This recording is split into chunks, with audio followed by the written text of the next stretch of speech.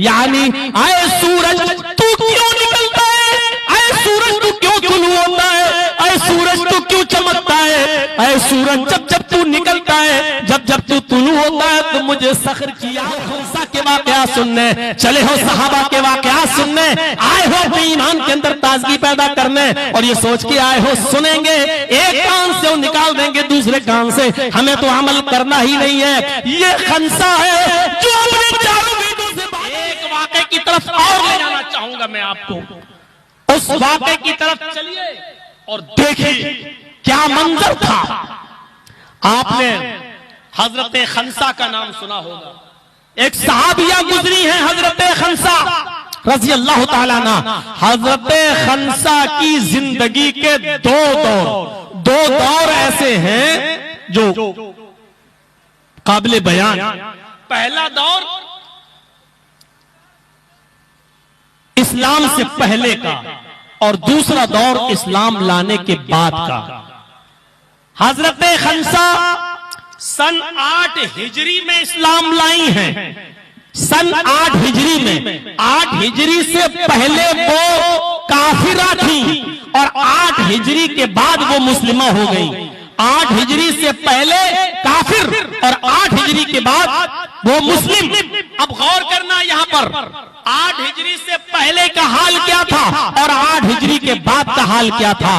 अरब की सबसे बड़ी शायरा, अरब की सबसे बड़ी मर्सिया पढ़ने वाली, अरब की बहुत बड़ी बिजनेसमैन ये औरत, जब जब उकास का मेला लगता था मक्के के अंदर, सूखे उकास जब बाजार लगता था तो हजरत खंसा बिजनेस करती थी, अपना माल ले जाया करती थी और बेचा करती थी। लेकिन हजरत खंसा का खेमा मक्के में जहां लगता था, खेमे के बाहर एक बोर्ड लग जाता था, उस पर लिखा होता था अरसल अरब, अरब की सबसे बड़ी मर्सिया पढ़ने वाली औरत, अरब की सबसे बड़ी शायरा। किसी की मौत पर इतना दर्दनाक मर्सिया पढ़ती थी, इतने दर्दनाक अशार पढ़ती थी कि हर आदमी रोता था। उनका मर्सिया सुनकर उनको लक़ब मिला था अरसल अरब, अरब की सबसे बड़ी मर्सिया पढ़ने वाली औरत। 8 हिजरी से पहले उनका एक भाई मुआविया दुश्मनों के हाथों कत्ल कर दिया गया। खंसा ने अपने भाई मुआविया के इंतकाल पर रोना धोना शुरू कर दिया, अशार पढ़ना शुरू कर दिए। खंसा का दूसरा भाई था सखर, उसने अपने भाई मुआविया के खून का बदला लेना चाहा, लेकिन इत्तेफाक देखिए कि दुश्मनों ने खंसा के दूसरे भाई सखर को भी कत्ल कर दिया। मुआविया पहले से कत्ल हो गए थे, खंसा का दूसरा भाई सखर भी कत्ल कर दिया गया। सखर के कत्ल के बाद तो खंसा का इतना बुरा हाल हो गया कि उसने शेर व शायरी पढ़ना छोड़ दी। वो रोते रोते पागल सी हो गई, मजनू सी हो गई, दीवानी सी हो गई। अपने दोनों भाइयों के इंतकाल के बाद उसको कोई दिखाई नहीं देता था। देखिए मौत पहले जब काफिर थी तो उसकी नजर में क्या थी। खंसा अपने भाइयों की और खास तौर पर सखर की मौत के बाद उसने आखिरी शेर पढ़ा था और उस शेर के बाद उसने कोई दूसरा शेर नहीं बनाया था। आखिरी शेर पढ़ा था, उस शेर के बाद उसने कोई दूसरा शेर नहीं पढ़ा और फिर यही शेर वो पढ़ती रही 8 हिजरी तक बराबर। अपने भाई को याद करती थी। जानते हो वो जब सूरज निकलता था तब भी ये शेर पढ़ा करती थी, और जब सूरज डूबता था, गुरूब होता था, तब भी वो यही शेर पढ़ती थी। और उसी वक्त वो अपने भाई को याद करती थी। सुबह जब उठती थी और सूरज को देखती थी तो यही शेर पढ़ती थी, युज़क्किरुनी तुलूउ शम्सी सखरा अज़कुरुहु कुल्ल गुरूब शम्सिन।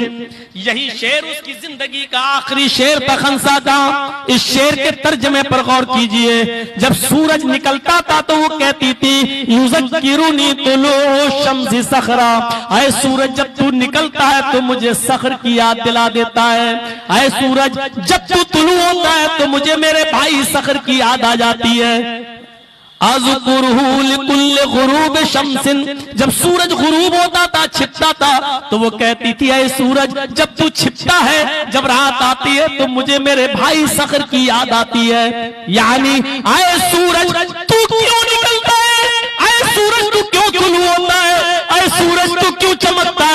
ऐ सूरज जब जब तू निकलता है, जब जब तू तुलू होता है तो मुझे सखर की याद दिला देता है। ऐ रात तू क्यों आती है, ऐ रात तू क्यों आती है, ऐ रात तू क्यों आती है, ऐ सूरज तू क्यों छिपता है कि जब भी रात आती है अंधेरा होता है मैं बिस्तर पे जाती हूँ तो मुझे अपने भाई सखर की याद आती है। गौर करो इस शेर में कितना दर्द था।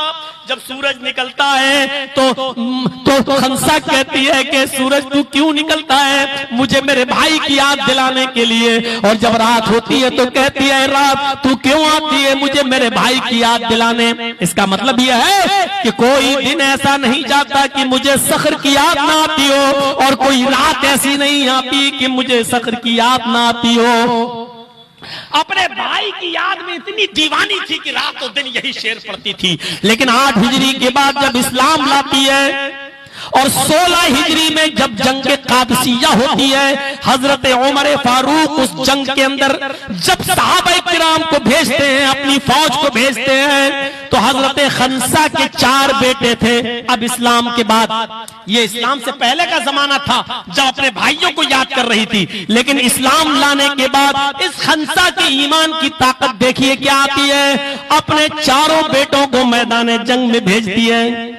4 बेटे थे उसके और 4 बेटों को मैदान जंग में भेजती है। जाओ, 4 बेटों को मैदान जंग में भेजने से पहले कहती है आए मेरे बेटो, आए मेरे लखते जिगरो, आए मेरे जिगर के टुकड़ों, आए मेरे बच्चों, आज तुम्हारी माँ तुमसे कुछ मांगना चाहती है। क्या माँ मेरे पास क्या है कि मैं तुम्हें दूं? माँ के जुमले सुनो। खंसा कहती है मेरे बेटो, जिस तरह तुम 4 की माँ में हूँ, जिस तरह तुम 4 की माँ में हूँ, जिस तरह तुम 4 की माँ एक है, उसी तरीके से तुम 4 का बाप भी एक है। यानी आए मेरे बेटो, मेरा शौहर इस दुनिया में नहीं है, तुम्हारा बाप इस दुनिया में नहीं है। इसका मतलब ये नहीं है कि तुम्हारे बाप के मरने के बाद मैंने तुम्हारे बाप की अमानत में खयानत की हो, मैंने कोई दूसरा निकाह किया हो, या मेरे कोई गलत काम करके मैंने किसी और बच्चे को पैदा किया हो। आए मेरे बेटो, जिस तरीके से तुम 4 की माँ एक है, उसी तरीके से तुम 4 का बाप भी एक है। तुम सब एक ही बाप के बेटे हो, तुम सब एक ही माँ की औलाद हो। तुम्हारी रगों में एक ही बाप का खून दौड़ रहा है और एक ही माँ का दूध खून बनकर तुम्हारे रगों में दौड़ रहा है। आए मेरे बेटो, आज तुम्हारी माँ तुमसे ये मांगती है कि जंग में शिरकत करने के लिए जा रहे हो तो मोहम्मद रसूलुल्लाह का झंडा गिरने ना पाए। आए मेरे बेटो, मुझे खुशी होगी अगर मैं सुनूंगी कि तुमने अपने सीने पर तीर खाया है, और मुझे दुख होगा अगर मैं सुनूंगी कि तुमने अपनी पीठ पर तीर खाया है। आए मेरे बेटो, मैदान जंग में एक बेटे की शहादत के बाद दूसरा बेटा जाएगा, और दूसरे की शहादत के बाद तीसरा बेटा जाएगा, और तीसरे की शहादत के बाद चौथा बेटा जाएगा। आए मेरे बेटो, आज यहाँ नहीं तो कल कयामत के दिन जन्नत के दरवाजे पर तुम्हारी माँ तुम्हारा इंतजार कर रही होगी। आए मेरे बेटो, क्या अपने माँ के दामन में ये खुशी भरोगे? क्या अपने माँ के दामन में ये खुशी डालोगे? 4 बेटों ने अपने माँ से वादा किया, माँ तुम्हारे बेटे तीर खाएंगे तो सीने पे खाएंगे, या गाजी बनकर लौटेंगे, जंग को जीत कर लौटेंगे, या शहादत मिलेगी तो सीने पर तीर खाएंगे लेकिन पीठ फेर कर नहीं भागेंगे। माँ तुमने आज जो चीज मांगी है वो मैं तुम्हारे दामन में डालूंगा। ये 4 बेटे अपने माँ से वादा करके मैदान जंग में जाते हैं।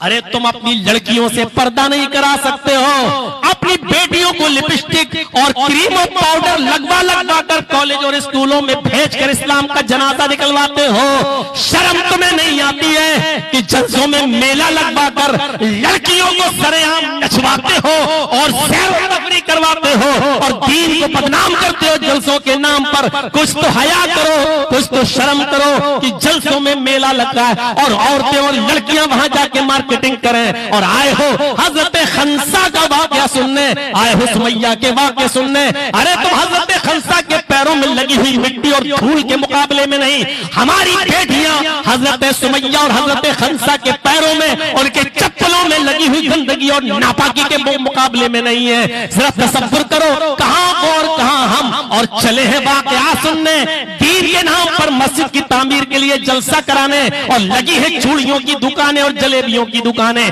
जहां हमारी बेटियां जलसों में भी लिपस्टिक लगा लगा कर जलसों में भी शरीक हो रही है, और एक एक लड़की के पीछे 10-10 लड़के घूम रहे हैं। ऐसा लगता है जैसे एक एक कुतिया के पीछे 10-10 कुत्ते भाग रहे हो, दौड़ रहे हो। ये जुमले सुनना पड़ेंगे, तुम्हें नहीं तुम्हारे बाप को भी सुनना पड़ेंगे। ये अथॉरिटी उस वक्त तक मुझे है जब तक मैं इस कुर्सी के ऊपर बैठा हुआ हूं। मुझे मालूम है कि मेरी तकरीर का जनाजा निकलेगा, मैं जानता हूं कि मेरे स्पीच का जनाजा निकलेगा, तकरीर खत्म होगी, कोयल की आवाज मीठी होती है, ये सोचते हुए उसकी आवाज का जनाजा निकाल दिया जाता है। मुझे मालूम है कि कल मेरी तकरीर का हशर क्या होगा, मुझे मालूम है कि कल मेरी स्पीच का हशर क्या होगा, मुझे मालूम है कितने % तुम अमल करोगे और कितना नहीं करोगे। अरे तुम अपनी औलाद को रात भर अपने घर से गायब रखते हो, 12 बजे तुम्हारी औलाद तुम्हारे घर आती है, लेकिन कोई हिसाब किताब नहीं। रात के 2-2 बजे तक तुम्हारा बेटा मोबाइल चलाता है, कोई पूछताछ नहीं। तुम्हारी बेटी रात के 2-2 बजे तक व्हाट्सएप पे चैटिंग करती है, लेकिन बाप को फिक्र नहीं। चले हो खंसा के वाकयात सुनने, चले हो सहाबा के वाकयात सुनने, आए हो अपने ईमान के अंदर ताजगी पैदा करने, और ये सोच के आए हो सुनेंगे, एक कान से वो निकाल देंगे दूसरे कान से, हमें तो अमल करना ही नहीं है। ये खंसा है जो अपने चारों बेटों से वादा ले रही है, और चारों बेटे कह रहे माँ तेरे बेटे अगर तीर खाएंगे तो सीने पर खाएंगे, और नहीं तो परचम लहरा कर गाजी होकर वापस लौटेंगे। और ये बच्चे अपनी माँ से वादा करके जब जंग में जाते हैं, पहला बेटा मैदान जंग में गया, लड़ते लड़ते शहीद हो गया, दूसरा बेटा मैदान जंग में गया, लड़ते लड़ते वो भी शहीद हो गया, तीसरा बेटा मैदान जंग में गया, लड़ते लड़ते वो भी शहीद हो गया, चौथा बेटा मैदान जंग में गया, और इत्तेफाक से चौथा बेटा भी शहीद हो गया। माँ के कानों में जंग खत्म होने के बाद माँ के कानों में आवाज आई, माँ जा रही है, दरवाजे पर खड़ी है, जंग से लौटने वाले एक एक साहबा को देख रही है, पूछती है मेरे बेटे कहाँ हैं, तुम सब लौट के आ रहे हो, मुझे मेरे बेटे नहीं दिखाई दे रहे। जवाब मिला तुम्हारे चारों बेटे मैदान जंग में शहीद कर दिए गए हैं। हजरत खंसा ने कहा क्या मुझे मेरे बेटों की लाश देखने को मिलेगी? किसी ने कहा लाश देखने को नहीं मिलेगी, इसलिए कि जहां कत्ल किए गए थे, शहीद हुए थे, उनको उसी जगह पर दफना दिया गया।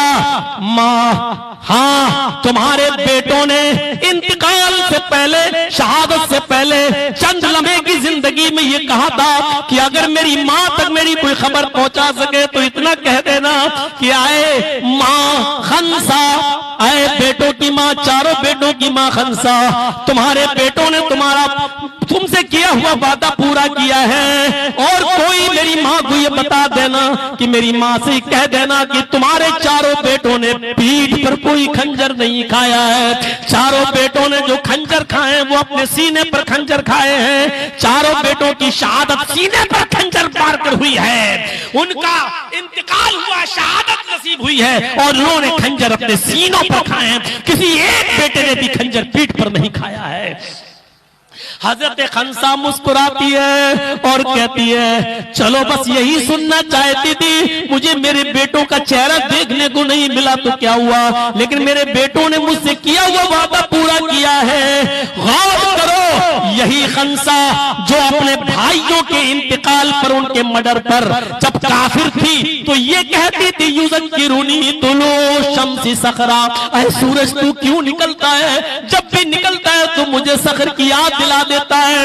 अज़कुरुहु लिकुल्लि गुरूब शम्सिन, रात तू क्यों आती है, जब भी तू आती है तो मुझे मेरे भाई खंसा मुझे सखर की याद दिला देती है। जो ये कहती थी हालत कुफ्र में, इस्लाम लाने के बाद अपने बेटों की, चारों बेटों की शहादत की खबर सुनती है तो आज उसके मुंह से कौन सा जुमला निकलता है, नजरें आसमान पे डालती है और चारों बेटों की शहादत की खबर सुनकर कहती है अल्हम्दुलिल्लाहिल्लज़ी शर्रफनी बिक़त्ल